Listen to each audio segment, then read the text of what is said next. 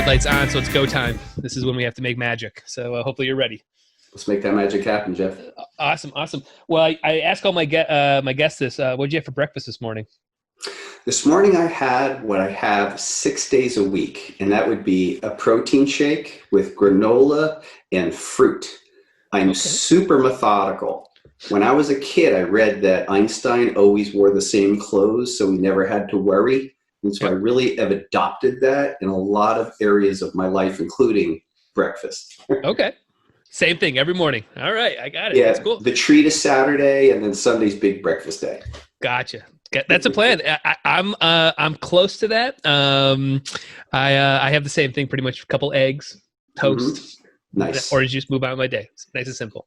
The best. When I was a kid going to school at NYU, we'd go out for breakfast in the diners. It'd be like 2 over with rye. Good times. Yeah, Simple. very nice, very nice. Simple. Well, cool. Well, we'll move on to why we're talking instead of breakfast foods. Okay. This is the breakfast podcast. This is talk breakfast food. Well, cool. Why don't you introduce yourself and tell my listeners who you are and what you raise money for over on Kickstarter. So my name is Brian Pulido. I am a comic book publisher with over 28 years in the game. And about 5.5 years ago, I launched my first crowdfunding comic book Kickstarter. And since then, we've actually launched 20. And 2 days ago, I launched yet another one. So we do one comic book based Kickstarter every quarter without fail. Wow. So yeah, we just, so what I do is largely comic book projects, and we just reach people all around the globe that way. And it's been incredible. That's cool. Now, for somebody like myself, I'll be frank with you. I don't know anything about comic books. And that was my attraction to talking to you, because we have an insular world. So what would you like to know about comics these days? Yeah. So I don't know anything. So a lot of these questions, I always, I like to have these conversations too, because I don't know. I'm not in this world. I've got a young son now. And daughter, and they're starting to navigate into this a little bit. And, I'm a fish out of water for a lot of this stuff. So if my questions come out of left field where you're like, what are you asking? Just know that I really don't know anything. No, that's cool. I get it. Yeah. Yeah, so I guess let's first talk about the campaign that we're talking about right now that just finished up. I think this one ended in May, end of May. So what was this campaign about? And is this part of a series or is this part of a project? So what was the last campaign that just finished up? Well, actually, so we just launched a campaign 2 days ago, and it's called La Muerta Retaliation. And this is the 6th chapter in the first overriding story arc of our character La Muerta. So La Muerta is what we call a blood-soaked Mexican noir thriller. And it's a revenge-driven tale about a woman named Maria Diaz, a returning soldier from Afghanistan, who comes home to find her family wiped out by an occult-leaning crime cartel. Now, she goes to all the normal places to try to get some justice and can find none. Aided by the mysterious Faustino, she decides to do the impossible and to dismantle this crime cartel. So we've actually been telling Maria Diaz's story since about 2015. We do one 48-page chapter per year. We launch it in May. And my influence and excitement about this particular milieu came when I went to a Mexican Day of the Dead procession and learned a little bit about that culture. It was my initial entree. So this story is steeped in Mexican-American Chicano culture. And it's been received very well. And this new one just kicked off 2 days ago, and I think we're just under $70,000, which is incredible. Yeah, that's amazing. Yeah, that's so great. So what is the process then, I guess, in terms of the storytelling? Is it something that in 2015 you had the whole arch of the story, the whole thing put together, and then you just have been slicing and dicing? Or does it keep growing year after year, project after project? Does it just keep kind of going? Well, thank you for asking. One of the fun processes about making comics, and that I adore about it, is no matter what comic it is, and no matter what age group, and the great news is they're comic books for people for every age group, every interest, whether it's children, etc. Our books tend to be R-rated action film type stories. And for me, what's neat is usually at the end of every story, there's a cliffhanger. Hmm. So the question that we as comic book people always ask ourselves is, what's next? What's next? What's next? I mean, I've been reading the stories of Captain America since July of 1974, and his story has never concluded, right? It's always what's next. So, but to specifically answer you, initially, I came up with the initial origin of the character, which covered about 96 pages. And then began the next question. Well, what next? And what next? And what next? And this particular chapter, meaning it's the 6th, I would say it's sort of the 3rd act of the first major arc. Gotcha. And we're actually seeing a showdown between our main character, Maria Diaz, and her arch enemy, Mama Z, who is the female lead of a crime cartel that completely believes the supernatural blesses her when she does evil deeds. So this story is a love letter to the films of Robert Rodriguez and Luc Besson, to get nerdy. The filmmaker Luc Besson has these wonderful action films that seem to have like a little extra going on philosophically. He made the movie The Professional, Lucy. Recently he made Anna. So there's some neat things going on there. What he's after is a bit of a touchstone. So although our story is a revenge story, it really is a rumination on what is the cost to your soul if you choose to pursue revenge. So it's not just a Expendables type revenge story where it's like, okay, the button's turned on and now we're going to go execute the bad guys. It's more like, what's the cost of what I'm trying to do here? That's interesting. In terms of all comic books, has that always been the arch? I mean, it almost has like the soap opera thing, right? Like it's how soap operas go on forever, right? It's just, there's always something ended. There's always a cliff. It's just, like does comic books come first, or like that storytelling kind of always just existed? I think there's something about it. So you probably have talked about or heard of Joseph Campbell's Hero's Myth. And what he postulates in that great book is that even separated by geography, all of us have a commonality in storytelling. So a person in North America or Eskimo in the Antarctic, there will be a commonality to natives who've never even met people in South America, part of the human experience. So I think regardless of the trappings of the genre, whether it's heroic fiction, crime fiction, horror, there really is someone who's journeying, initially resisting that journey, and then when they enact it, they're learning something, their life is changing. So this is a way of saying that what is common in comics is that they do keep going. Right. And yeah. And are there, like in the business model of that, obviously that seems like a good business model, but is there also a tiring factor to people where they're just like, come on, like, what are you doing? Come on, doesn't make sense anymore. I can only speak for myself also as a comic book reader and collector. I really can't get enough of the stories that I like. And it's interesting with comic books because I look at comics and let's take the Marvel or DC heroes that people all know and grew up with, Superman, Batman. I think on average, people do come in and out of that hobby 3 to 4 years. They move on, life changes. Right. But there are lunatics like myself who literally have read a character story upwards of 40, 50 years. Wow. I think it's one of the many things that make comics kind of unique. Because ultimately, most TV shows or even motion picture series, they do come to a conclusion. Right. I do think the Marvel Cinematic Universe has done a great job of telling serial stories, kind of a breakthrough. And I would also assert maybe the James Bond series of stories every 2, 3, 4 years. So I think that when a person identifies and likes the feeling they get from a given story or a character, they like seeing them again and again. Like for another example would be, I'm always up for another Mission Impossible film. It's like, okay, a couple of years went by. Yeah, sure. Let's see what Ethan Hunt's up to now. Gotcha.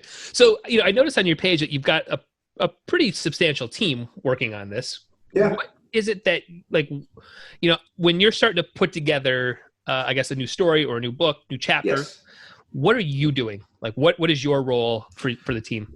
Well, specifically, I'm the publisher of the book. So let's say, depending on the book, I will plot the book and or co-write the book with my co-writer, Mike McLean. I literally will hire the art team, make the contracts. I will guide, from a comic book perspective, I will guide the book as the pages come in. I will check them against the script, and I will see if we've lost something in translation, if we're getting everything that we're trying to accomplish. And then, so the interiors of the comic book and the comic book story are one element. I also cast and hire the cover artists. And cover artists in our industry have a serious provenance. They're like the A-list celebrities in the world of comic books. And if I can attract big A-listers to the work, it actually adds a lot of excitement. Additionally, I'll actually sorry, that's just the cover? Like just that, but that's not the artwork inside the... Correct. Yes. That's interesting. Yeah. So, and sometimes the same people. Sometimes it is, frequently it's not. Because again, it's almost as if the cover could be a marketing tool. Let's say a popular artist does a cover, maybe their fan base will kind of come over and give something a try because of it. So to continue, Jeff, the answer to this question is going to take a while. So just because it is what it is, right? Yeah. Although we do have a nice size staff, there's a myriad of pieces. Mm-hmm. I'm so happy that I'm not involved with things like making a building or an airplane. I wouldn't know. It would go way over my head. But so I'll cast those people. Specifically on the Kickstarter campaigns, I actually designed the campaign with another fellow in-house named Nick G. And we take a look at all the mechanisms of not only the tier construction, but how are we going to present the campaign over time? How do we retain interest? How do we create peak moments? How do we continue to entertain people the entire way? So that's just on that piece. Right. And in the daily sense, I'm the publisher of the comic book company. So I'll actually work with our president, publisher on things like the budgets. I will work so my core accountability is everything that has to do with customer service, sales, and marketing. Our president, Francisca Pulido, actually has everything to do with finance and then product fulfillment. So we have a warehouse where we have an entire staff that work and fulfilling the various Kickstarters and mail order and comic directed market stuff. So yeah, I mean, it's a full day every day, but it's a lot of fun. It really fills me up. Yeah, that's great. That's great. So on the, you were mentioning like thinking about how all of these Kickstarters also play out over all of these stories. And I'm assuming in that you also have to have the fatigue of like people going like, guys, they just need more money. Like, is there any sort of fatigue that you're thinking about in that at all when you're laying out multiple? I'm a serial Kickstarter too. I ran like 300 of them for music projects. So we got in this scenario where we're like, oh my God, we've ran so many of them that like people are just think that we're just like constantly looking for money, even though we understood internally it's much more than that. But like, do you guys have those conversations internally as well? Well, Jeff, speaking for myself, I worry about everything. So that does cross my mind. I mean, fair to say, right? I always wonder, we launch these Kickstarters and anyone who knows me, they perform really strong in the comic category, yet I'm just a nervous wreck, I was the kid who was like afraid to play saxophone in front of people. So, during school. So before I'm just a nervous wreck. So I do ruminate over all of it. Like, is there fatigue? Is there excitement? I'm judging that. And I think that's the question I ask myself every day.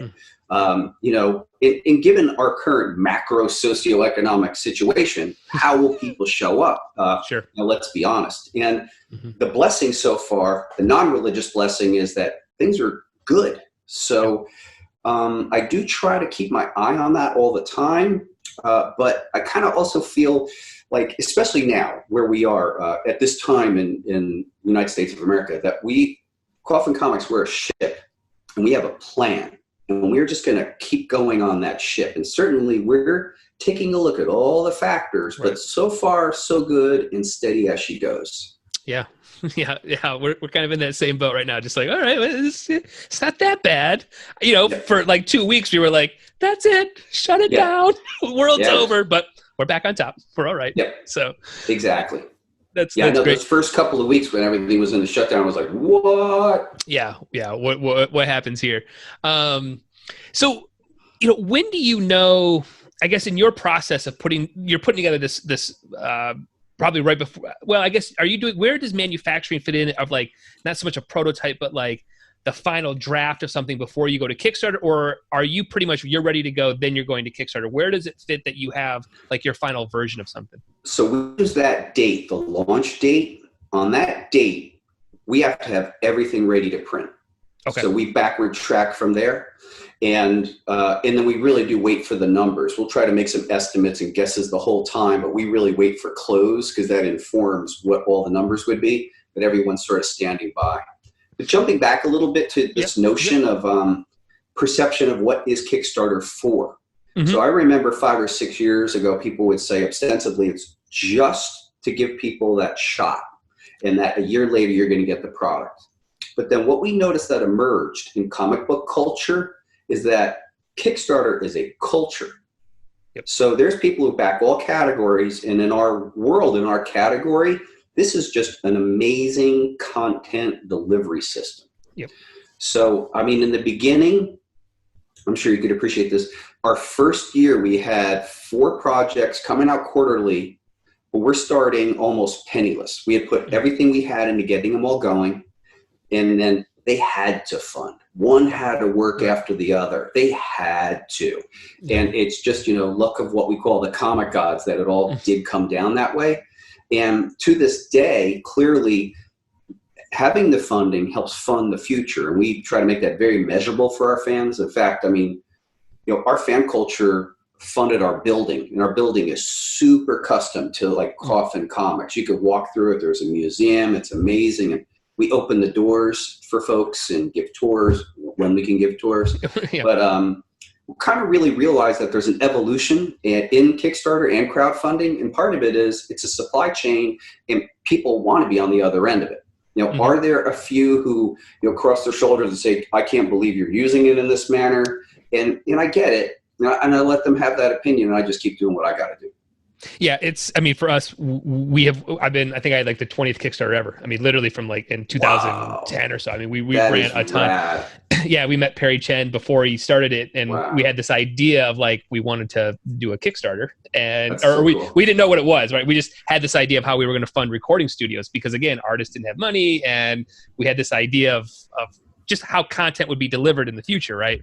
And so for us, watching this progress and change. I mean, it used to be I'd put 5 or 6 tweets out and I'd raise $20,000. That's all I did. And then Facebook ads are now a play, and algorithms start changing. And now all of a sudden it's like, oh my gosh. And now you really got to have, frankly, your shit together before you launch. Like there just isn't any more of this, like, I put up a website, I thought money would come in. It's not that anymore.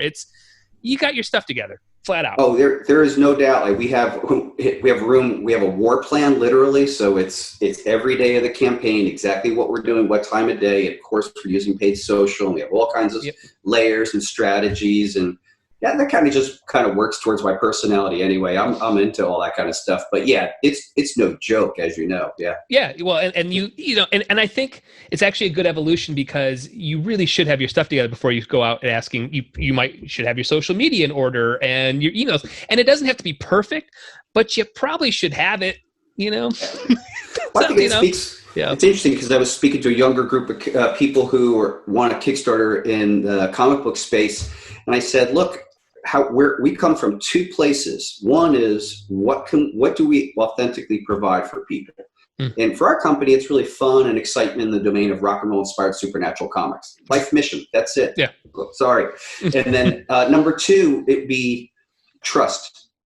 So everything operates underneath that. So when I start thinking, can I be considered trustworthy? And for me to do that, I have to backward plan every single solitary step to be my promise. And, in our defense, we've done 20 Kickstarters, and 19 out of 20 were on time. One, the printer refused to print content. We had a sex scene they didn't like. It was, to us, it wasn't much, but to them it was something anyway. And so it caused us to have to go to another printer, but we were instantaneously transparent. And then, of course, our fans were like, hell yeah, do that. So, right. So generally, I think trust and being your word is the game, because that's how as a customer and person who likes to buy and get cool stuff. I just want to know that I'm coming working with ethical people. I kind of do what they say. Yeah, but all of this is that underlying as to why the Kickstarter community is what it is. Because if you don't have, if I bought and I support, I'm in. But if you mess up, knives out. Yeah, I'm not into you anymore. I know I ordered a couple of wireless headphones that never showed up. Whoa. Yeah, we all have those stories, man. Yeah, they exist. Yep. Yeah, I've had They a exist. couple They of those exist. too. Yeah, we had But yeah, fun. so let's go back a little bit to like I love like process and just kind of how you guys get to where you guys how Yeah, it me gets too. to that sort of those steps that are involved. When do you know that you have something? And do you ever have to like, I don't like what we got here. The art didn't meet the whatever, It's the bar funny or you should whatever. say that. So we were doing, let's see, the ninth chapter of our character, Lady Death. And this means this is a story that brought her to Earth. She'd actually been spending the last 2 years in hell. So we actually got through the entire story and we were done and we were literally about to assign it to the artist. And we just had sort of a series of epiphanies and realized, okay, this is going to steer us in a certain direction. So we actually scrapped it and rewrote from scratch. Like we just Wow. went chuck. That's the only time that's occurred. And usually we're working pretty far in advance, Jeff. So as an example, I know that we have literally in pre-production the next La Muerta chapter. So that's for May of 2021. We're writing our character Lady Death for February of 2021, but we have her plotted roughly with enough goalposts for about the next 3 years. Wow. So, wow. Yeah, and the luck of the Irish is that we haven't had to change course. And sometimes some of the things that I'm trying, this character is actually a fantasy-driven character, the character Lady Death, but I am having fun and I'm sort of tapping into my inner 70s comic book nerddom and kind of veering the character into another genre, which we would call horror superhero. Got characters like Ghost Rider. I know I'm starting to get nerdy now, but Ghost Rider, Son of Satan, Blade, these characters from Marvel's 70s. And as coming out of fantasy into that world, sort of tentative, and people are going to accept it. But story-wise, I was all in for years. And if this thing didn't work, I'm toast. But thankfully, people are going for the ride so far. So, yeah, I think, we've had the process in manufacturing. We try to do as much testing as we can so that we're debugged. But again, we had that content issue last fall where we're literally on the press. And printer said, if you're willing to change the content, we'll print it. And I said, yeah, that's not what we're company's about. So we respectfully declined, but that put us back to zero. Wow. We recovered and we did get it out and people were happy. That's good. Yeah. That's an interesting stance that the printer took. I don't usually hear that from printers. Yeah, it's true. Very interesting. Yeah. So I, in retrospect, I get it. I didn't even begrudge them candidly. Cause this is, here we are, scrappy, independent outlaw comic book publisher, but still this was like a $200 million printing plan. Everyone's like, shirt and tie, and their clients are the captains of industry. So I get, okay, they actually had an employee who didn't like it, and they were actually afraid of their exposure. So, oh wow, interesting. I agree that that's unusual, but I didn't begrudge them just kind of knowing their targets. They're all the casinos out here, their clients. So it's like, okay. They don't need to get like beaten up because of like one scrappy comic book. Right. That's funny. Now, when you got to the scale that you guys have gotten to, are other opportunities starting to come your way in terms of like, how do these things get into the movies at some point, or how do they grow, and how do you manage those types of conversations? So yes, actually. So we've actually had a producing partner for our company for several years, and I have to be vague about this, which I wish I couldn't be vague, but our character La Muerta, things are occurring with that character at a fairly rapid speed in other media, let's say. And then our character Lady Death has actually been kind of a tough one. So Lady Death was an animated feature film that came out in about 2006. There was a giant trend called anime. And so an anime style of that character was made. This was during the height of home video. We sold literally millions of copies through home video at that time. And since then, we've actually have worked with some big names in quote unquote developing that character for presentation. So about 2 years ago, we went out with a bunch of Emmy Award winners, this, that, and the other. I don't think the take really hooked producers, and I'm being super honest. So we actually went back into formulation, and then into next year, we're going to go quote unquote back out because we've actually reformulated. The character's been in print. That character, Lady Death, has been in print for so long. One of the challenges is like, well, where do you start? And her start is actually in medieval times, and frequently producers don't respond well to period fantasy period pieces because of expense. So it's a longer story, and it's an interesting story, like Hollywood horror stories, but we've always been matriculating somewhere in that space with, options and development games and stuff. And right.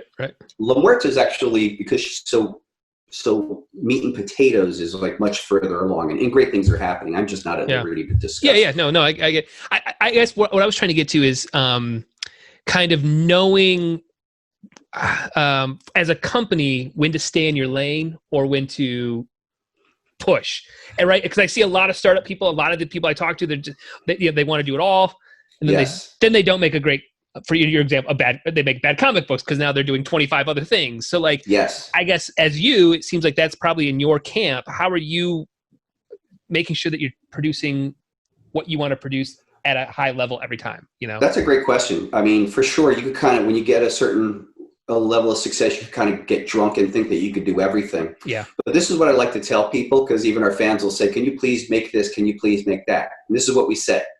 This is what we do.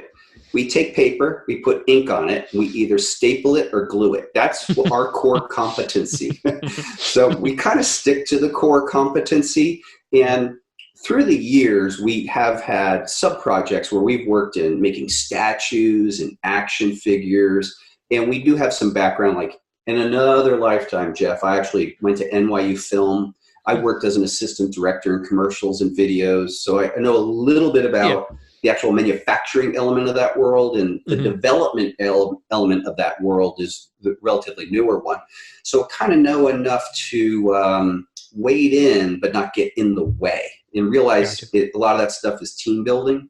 Yeah. So we frequently just stay in our lane, because we notice that, I mean, I've been in the game for a while, so I notice I have better trajectory and success when I stay in my core competency. Yeah. But when I start getting a little goofy, things get weirder. I mean, the one thing that we have done in terms of expansion is we actually fulfill other project creators' Kickstarter in the comic book space. Since that's cool.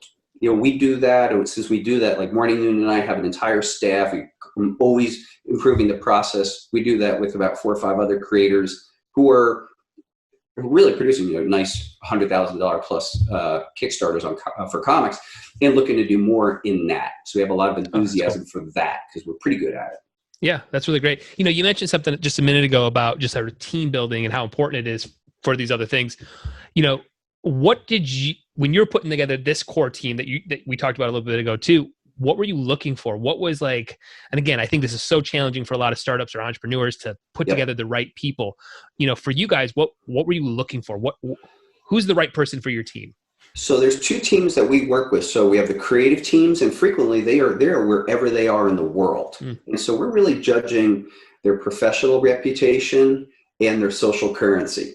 What are they up for? Now, we as a company, our mission statement is to provide fun and excitement in the domain of rock and roll inspired supernatural comics. So everything's got to come down from there. So in terms of the actual teams that we build, in terms of our actual staff, above all, we're interested in attitude. So we like people that want to be hardworking. I don't expect people to work, all hours of the day, but when they're working, they're rocking it out. Yeah. We like to know that people generally have a positive mental attitude, as corny as that sounds, because the company that we're projecting out to be, we need to be that company with each other.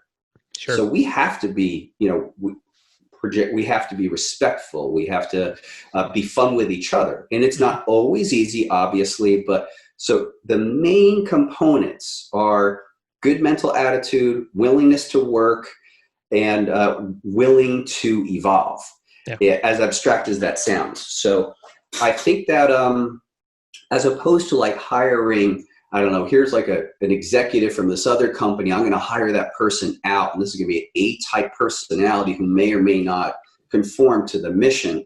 We wouldn't do that way. So we're more homegrown, let us say. Right.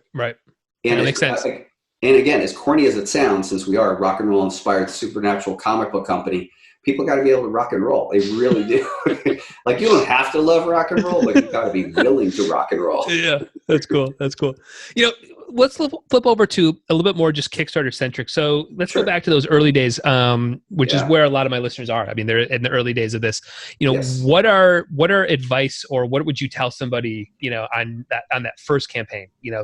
Prepare for this. Yeah, prepare to be exhausted. So it's the first campaign. So much of it was new for us. Even as we launched our campaign, no matter how much we researched, we didn't fundamentally realize that on Kickstarter, you could really only choose one reward. We thought it was a store and you could buy 30, you could get 30 things. So we had to learn and work around and manage and train on over pledging add-ons. Yeah. But I would say too, like the thing that Kickstarter and crowdfunding requires that people really get gobsmacked about is the amount of communication. So someone in your company, I believe, has to be the communicator, the customer service person. And maybe it was just dumb luck, but when our company began, there first was myself. I still had a little mail order business, but the first person I hired, their title was customer service manager. And it really has borne out for us. Yeah. So even to this day, any number of us, there might be up to 4 people who will communicate out on a kick. As much as we'd like everybody to communicate through messengers, through the messenger, they're going to communicate through updates or comments within the updates. Yeah. So we do kind of have not scripts, what we call evergreen communication, just so it's very consistent.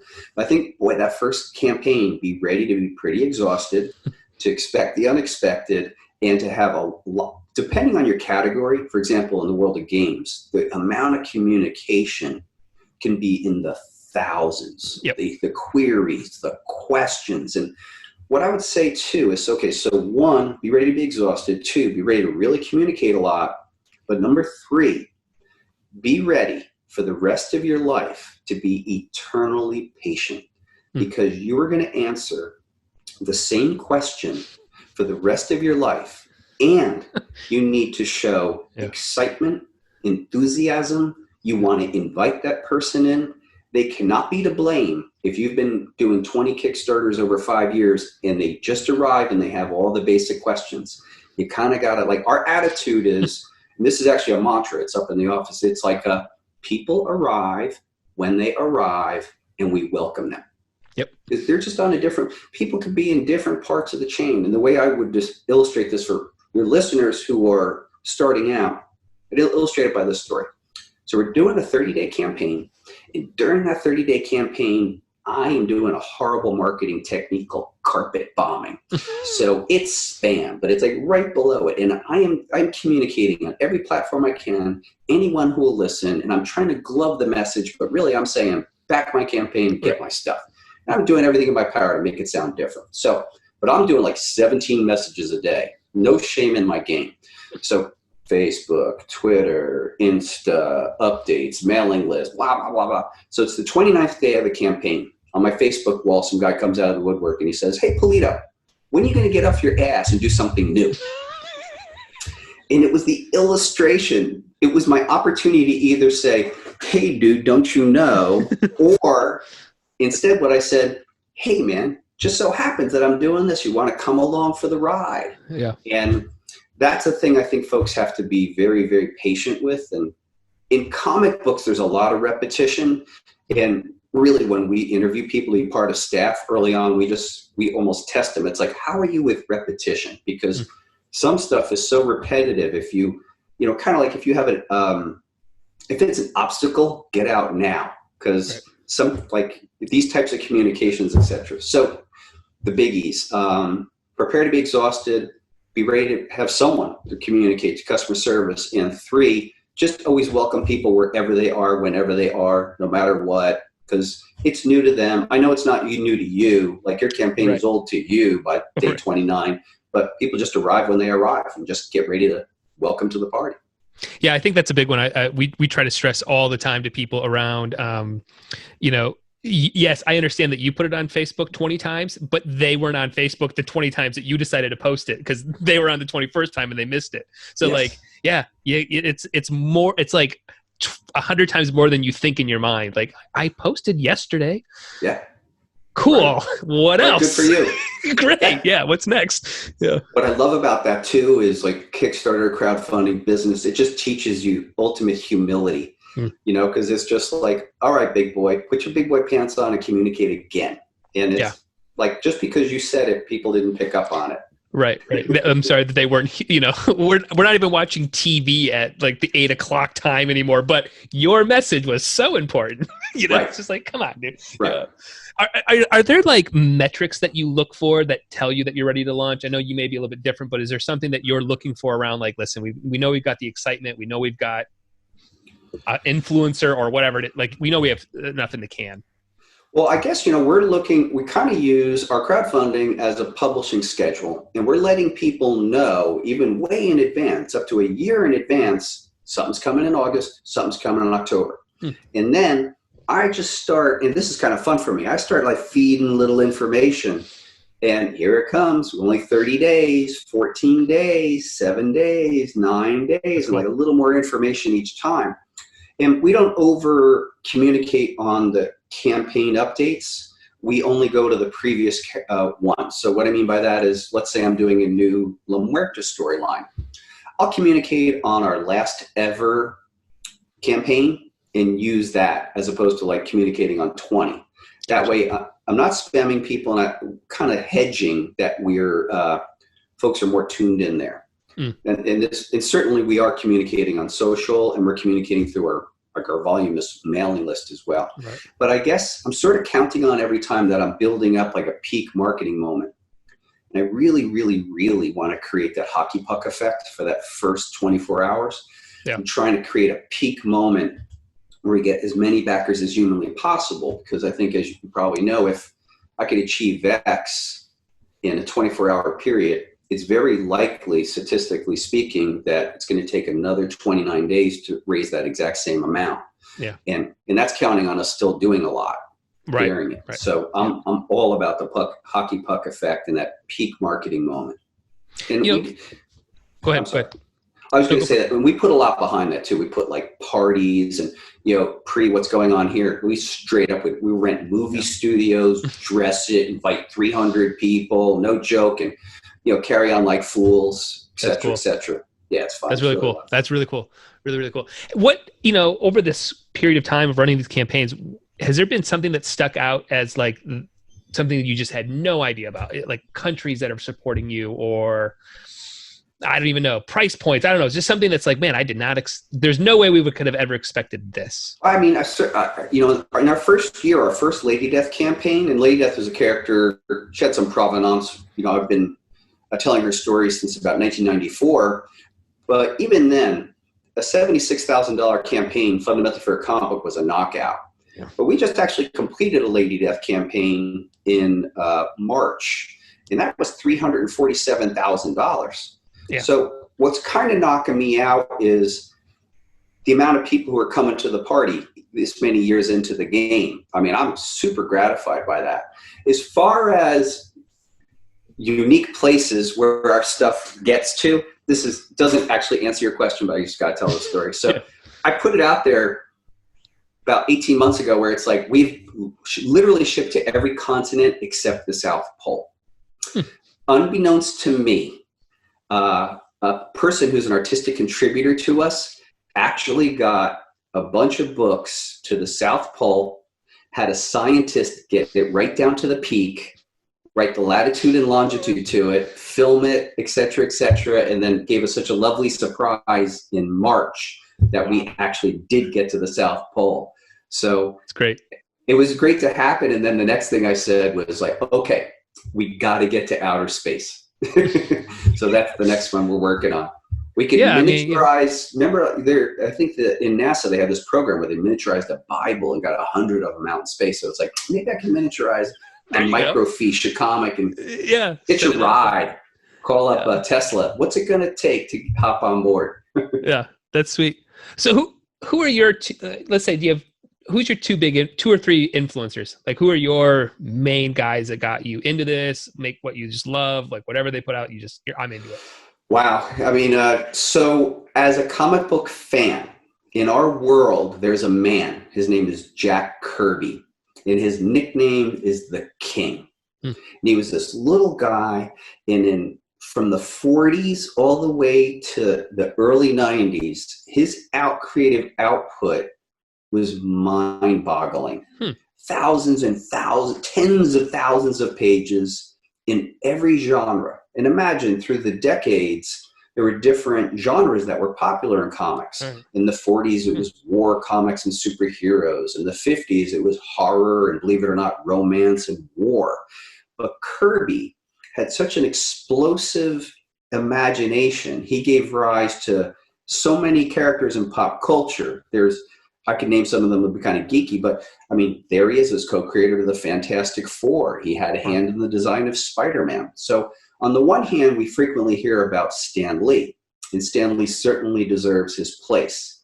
Among comics professionals, we all kind of know the guy who really designed it all, and it was Kirby. So Jack Kirby would be my number one influencer. And it may not be super direct. It was his explosive and wild imagination. Right here as I sit next to you, I'm in my office, and within a hand's reach are about 50 Jack Kirby books. And it's sort of like in a moment of terror or I don't know, it's the emergency go-to. It's like Kirby's right nearby. Yeah. Kirby's nearby in case. Just whatever. I got to cool my head off. Yeah. So that's Kirby's great. The big dude. Yeah. That's cool. So where does Art Crumb, right? Where does he fit? Is that all artwork? Well, Art Crumb was actually Art Crumb was a writer and an artist, and he was known, and he was part of a community called Underground Comics. Okay. But he, as a creator, actually wound up being completely transcendent. And if one is lucky enough to own original art from Crumb, we're talking about like good seminal pieces from his work could be $50,000, $100,000. Yeah. Yeah. So again, comics are made for all sorts of ages and categories. So Art Crumb and the underground comic makers of the 70s were kind of for the hippie, tuned out culture of that time. Yep. But if you were to go into a comic shop or look around the world, there's comics that are directed for young adult, literally for children, for adolescents, and then frequently like our target is college age and above. So, and then if you look at comics and comic storytelling globally, if you were to go to Asia, there is literally a comic book for any interest. There's comic books about cooking. There's comic books that are targeted towards like grandmas and grandpas, and they're really used to reading that stuff. It's just so embedded in their culture. So yeah, I mean, if you look deep, there's something for everyone. That's crazy. Yeah, I asked about art because I worked on the Cream magazine documentary. Super cool, dude. That's great. So man, I love Cream as a kid. Love reading it. Yeah. We and then my video team was principal photography on the doc. So that's awesome. So we got to interview. Boy howdy. Oh yeah, boy howdy. Yeah, we got to record almost everybody. It was sweet. Alice Cooper at a Fort Wayne hotel, or we're at a hotel in Fort Wayne in like the cheapest hotel you can imagine, because that's what he gets. And then there's Alice Cooper. It doesn't line up. That's it's so weird. But very cool. Very cool. Well, I've been ending my episodes with sort of a lightning round, not associated with crowdfunding, and basically just because we're all locked inside. So a couple questions. So what's the last thing you watched, either on Netflix or Hulu or some streaming thing? What was the last thing you watched? I was on Shudder. I watched a comedy called One Cut of the Dead. And it's about a group of amateur filmmakers who try to make a zombie story in one shot. And I totally recommend it. You don't have to like zombie movies. It's a comedy. It runs around 90 minutes, and it was just super funny. I highly recommend it to anyone. That's cool. Is that a movie, or is it like or was it a show? Yeah, so it's a movie. It runs 90 minutes, but ostensibly, as you're watching it, the first 45 minutes is them making the one shot. Oh, wow. And as you're watching it, a lot of things come up. I'd like to be vague, but in the next 45 minutes goes behind and shows everything that went into what you saw in the first 45 minutes, and it's a hoot. Yeah, that would be. I will have to put that on the list. Something One to watch. Shot of the Dead, really funny. All right.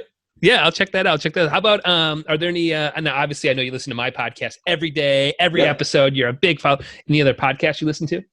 I must admit, I am totally ignorant. I'm being honest with you. I'm ignorant of podcasts. So it's a relatively new form for me. Okay, gotcha. How about books? You reading anything right now? Yeah, so I just finished an anthology called Knights of the Living Dead. And this was a who's who of authors who have written zombie fiction. And what the premise is, it takes place in the exact same time frame as the movie Night of the Living Dead. Oh, okay. So that's one thing. And I'm always reading like 50 things. So the next thing, it's just what it is. In the world of comic books, I've really fallen in love with this particular writer named, I think his name is Jeff Lemire, I think is his last name. And he wrote a story for the company Vertigo called Sweet Tooth. And I can't recommend it enough. I think it was picked up by Netflix for a series. Oh, cool. And the premise is simple. It's sometime after a global pandemic, topical, where probably 99% of the people are gone. And there are these animal children. They're born as hybrids, human animal. And it's the story of this one particular kid named Gus. And he's lured out of his very sheltered life with some candy bars, hence the sweet tooth. And it's the story of the origin of this horrible pandemic and this really innocent child. So amid horrific violence and intensity, it's ultimately a story of friendship. And this guy, for me, a person who's read comics his whole life, like this guy, Jeff Lemire, he's knocking me out. So cool. Sweet Tooth has been really rad. That's very, very cool. And my last one is, are there, websites that you kind of frequent to or places to go that for you to like find info on marketing or just like, hey, I want to be up to date on stuff. Like what's going on? What's the latest trends or something like that? Oh, that's a really good question. I am so all over the place on that like nothing's off the limits and nothing comes to the top of my head, but it's kind of nothing's off limits. What I will say is this though, to that topic, regardless of what's been new, what I find that really works in the domain of marketing and promotion is really some of just the standard, good, classic stuff. So right behind me, you can't see it, maybe you can. I have a whole row and it's just marketing, but it's all the old school stuff. And so this is, in a nutshell, it occurs to me that having a solid, up-to-date mailing list is important. Yeah. That you're providing up-to-date, up-to-the-moment, fun or on-brand content all the time. And then another element of marketing and promotion, I would say, is, just be your word and be your promise. Like those three things I feel as if they've carried us. Now, us as a company, we haven't had that amazing moment where, I don't know, Steven Spielberg wore a Lady Death t-shirt. Like we haven't had that influencer moment yet. The fallback of just that simple, normal stuff like build your mailing list, provide content all the time is really, I'd probably say it's probably the secret to our success. Yeah, that's awesome. Well, Brian, where should I send people or where should people go to kind of dive into your world, absorb if it's their first time, right? Let's just say that this is the first time hearing about it. Where should they go? Well, if anything that I've said has piqued your interest, may I encourage you and cordially invite you to coffincomics.com. If you go there, that'll be the gateway to a myriad of all kinds of fun and tantalizing things that will thrill you. That's awesome. Awesome. Well, Brian, I appreciate taking time out of your day. I know your busy schedule, and this was a great conversation. I'm so glad that we could get a chance to connect and do a podcast. I think we started this with making the red light coming on. I think we did it. I think we made a good episode. Right on, man. I'm happy to hear that. It was an absolute pleasure, man. I look forward to doing it once again in the future. Awesome, man. Thanks so much. Peace out, man. Thank you. Bye. Take care, everybody. Bye.